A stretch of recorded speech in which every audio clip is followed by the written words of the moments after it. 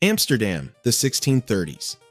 A hungry sailor finishes a long day of hard work on the docks and is invited into a wealthy merchant's office. As they finish their business, the merchant kindly rewards him with a fine red herring for his breakfast. But the sailor is disappointed. A single fish doesn't really make a meal, does it? Spotting what looks like a common dusty onion sitting unattended on the merchant's desk, the sailor secretly pockets it. He walks out, peels it, and happily munches away. Minutes later, a screaming mob led by the merchant drags the terrified sailor through the streets and throws him directly into prison. You see, the onion he just swallowed wasn't an onion at all.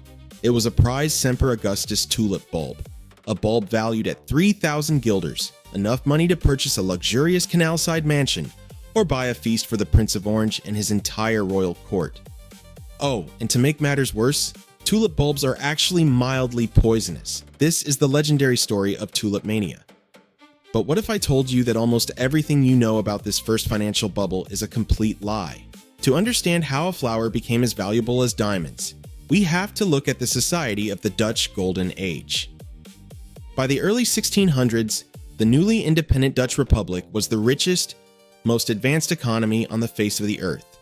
Through the wildly successful Dutch East India Company, money was literally pouring into Amsterdam.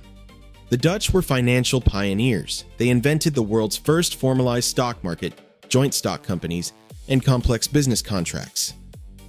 But there was a major psychological catch.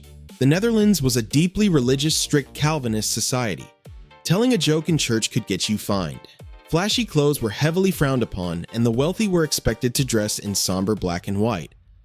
So, imagine you are an insanely wealthy Dutch merchant. You have mountains of gold coins, but you cannot buy flashy jewelry or sponsor gold church altars without being condemned as sinful. What do you spend your money on? The answer was honest status symbols.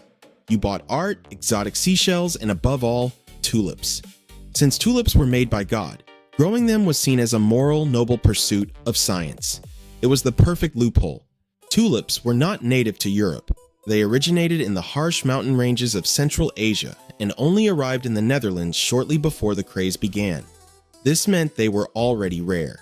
But then, nature threw a wild card into the garden. Broken tulips. These were specimens that developed spectacular, flame-like stripes of contrasting colors on their petals. The Dutch went absolutely mad for these unique patterns. But they had no idea of the scientific truth. These magnificent streaks weren't a genetic feature, they were a bug. The tulips were infected with what we now know as the tulip-breaking virus. This virus made the flowers beautiful, but it also made them sickly. Normal tulips multiply easily by producing offshoot bulbs. Infected tulips, however, produced very few offshoots. To make things worse, growing a tulip from seed takes between 7 to 12 years to produce a flowering bulb. This made the most desirable tulips incredibly scarce.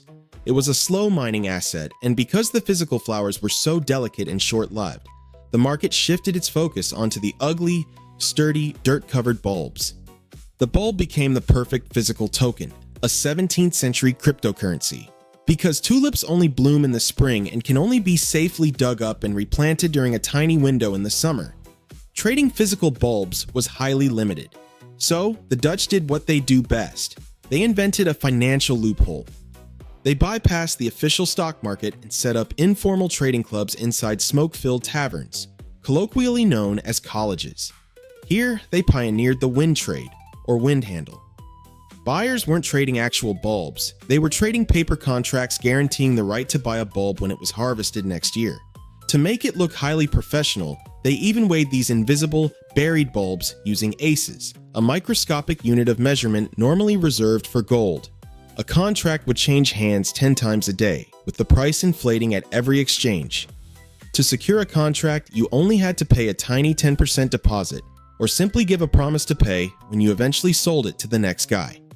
It was a massive, unregulated paper chain of leveraged debt, fueled by heavy drinking and rowdy tavern gambling.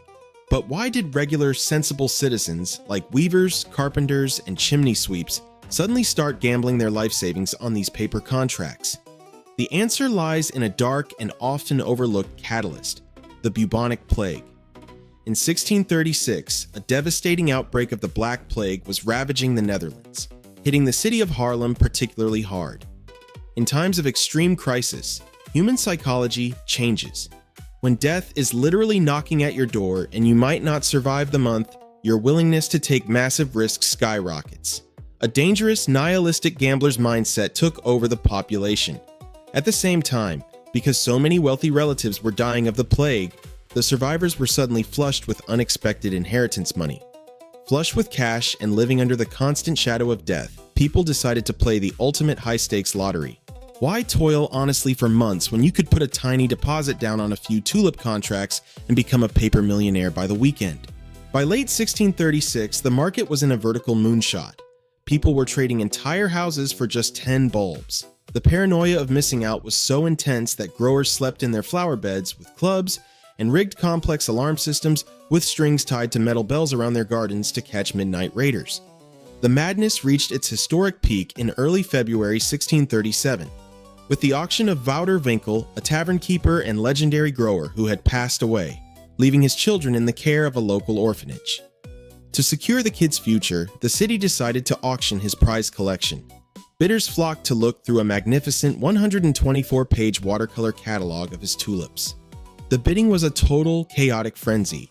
When the dust settled, the orphans had made an unthinkable 90,000 guilders in cash, enough money to buy an entire fleet of merchant ships and guarantee they would never have to work a single day in their lives. The sale was a massive success, but the buyers who handed over their fortunes at the auction had no idea they had bought at the absolute top of the market. Just days after the famous auction, on February 10, 1637, the routine college met in Haarlem. A seller stood up and offered a common variety of tulip for 1,200 guilders. Usually, bids would fly. This time, complete silence. The seller, sweating, lowered the price to 1,100. Still, no one budged. At 1,000 guilders, the room remained dead quiet. The music had stopped. The sudden, terrifying realization hit the room like a lightning bolt. There was no greater fool left to buy the paper. Panic spread like wildfire, and within days, the entire tulip market collapsed by 95%. According to popular history, this crash devastated the Dutch economy and caused widespread bankruptcies. But this is the biggest myth of all. When the panicking sellers rushed to the High Court of Holland to sue their buyers for non-payment, the judges took one look at the mess and basically shrugged. They declared that these wind trade contracts were essentially illegal gambling debts and not legally enforceable. They washed their hands of the matter and told the cities to settle it themselves. It was the ultimate institutional shrug. Because almost no money had actually changed hands during the paper chain, the crash didn't cause a financial crisis. Most buyers ended up paying only 3% to 10% of what they originally promised to preserve neighborhood harmony, and many paid absolutely nothing. In fact, modern historians have failed to find a single recorded bankruptcy in the entire country resulting from Tulip Mania. The real mania was actually a massive social and moral panic. The wealthy Dutch elite was deeply uncomfortable with the social mobility of the lower classes. They couldn't stand the idea that weavers and chimney sweeps could get rich overnight. So, they printed thousands of satirical pamphlets and paintings mocking the traders. They depicted Flora, the goddess of flowers, as a greedy courtesan leading fools to drown in the sea. They painted scenes of foolish monkeys pooping on tulips and whizzing all over the bulbs to mock human greed.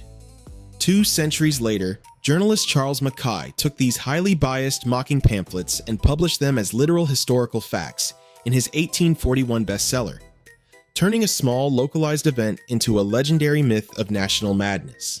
The Dutch eventually coined a wise proverb to remember the crisis, eer boven goud, meaning honor above wealth. Yet, despite the passage of centuries, human psychology hasn't changed a single bit. We saw the exact same psychological play out recently with the rise and fall of NFTs.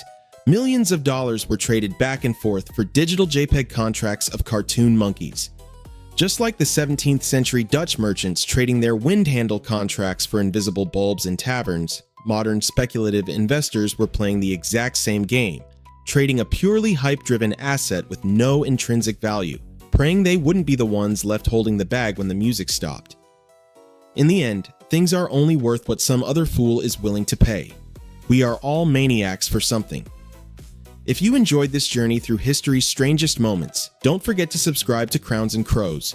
Let us know in the comments, what do you think is the tulip of our modern world? See you next time.